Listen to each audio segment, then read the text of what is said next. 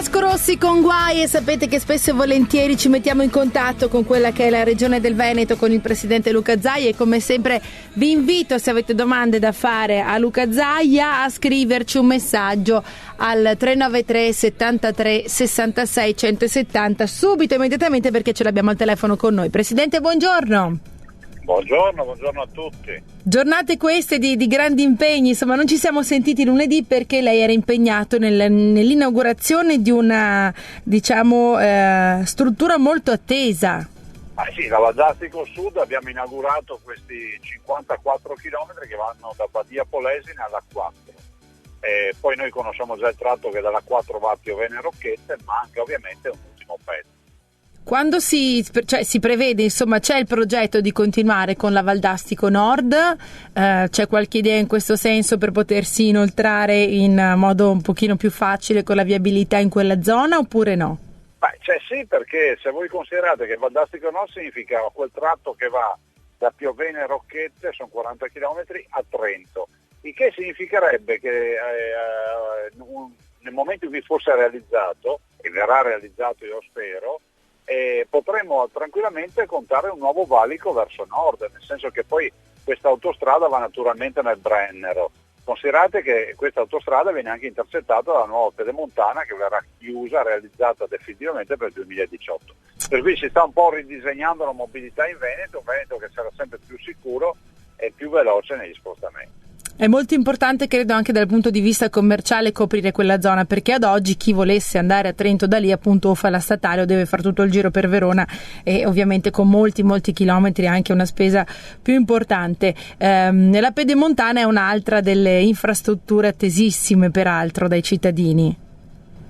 Assolutamente sì, perché Pedemontana significano 99 km e 36 comuni. Si parte da Villorba, quindi dal casello di Treviso Nord, e si arriva alla Valdastico, proprio a questa Valdastico che esiste, e ovviamente attraverso un territorio che è senza grande viabilità, che è il territorio del Montebellunese e del Bassanese. Voi immaginate che quando questa autostrada, la Pedemontana, intercetta la Valdastico Nord, e poi intercetta la Valdastico, e poi abbiamo la Valdastico Nord, significa che tutto il Bassanese, Montebelluna, tutta questa parte di Veneto che oggi è isolato, va tranquillamente a Milano, oppure va verso nord, va verso la Baviera, verso Monaco, verso Trento o Brennero, utilizzando la Pedemontana e poi la Valdastico Nord.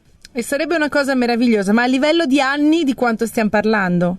La Pedemontana chiusa definitivamente, ultima palata di asfalto, massimo 2018. Già i cantieri si vedono, è la più grande autostrada che si va a realizzare, sono 99 km. E dall'altro la Valdastico Nord, se si sbloccasse questa situazione, ormai abbiamo i tempi contingentati perché in 60 giorni bisogna chiuderla, e direi che si fa velocemente, anche perché non è a costi a carico della comunità, perché direttamente il concessionario autostradale la fa con risorse proprie e poi incassa i pedaggi. Quindi insomma speriamo si possa presto procedere e continuare anche per aiutare chi vive da quelle parti a essere un tantino più agevolmente collegato con il mondo.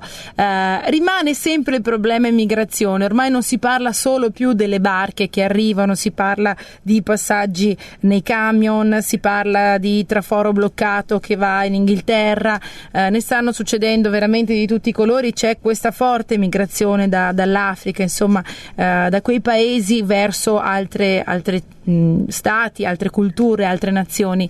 So che c'è un summit in programma, se non sbaglio, a cui parteciperete. Sì, domani pomeriggio alle 14:30 ci sarà anche il prefetto Morcone in prefettura Venezia. Io porto sempre la mia posizione, che è quella di che ogni cittadino, i profughi veri, le facce dei profughi veri le abbiamo viste, no? Abbiamo visto in Macedonia i siriani, che facce e quanto provati sono.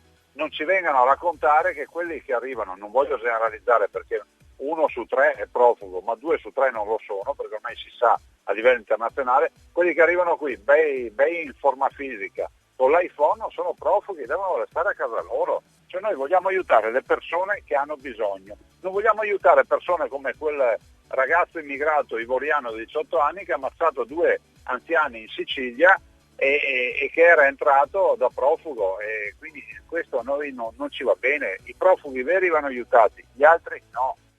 Anche lì erano state chieste spiegazioni poi al governo che non sono state date, se non ho perso insomma delle informazioni lungo la via. Governatore, grazie come sempre per la sua disponibilità, noi ci risentiremo prestissimo. Grazie a voi, buona giornata a tutti.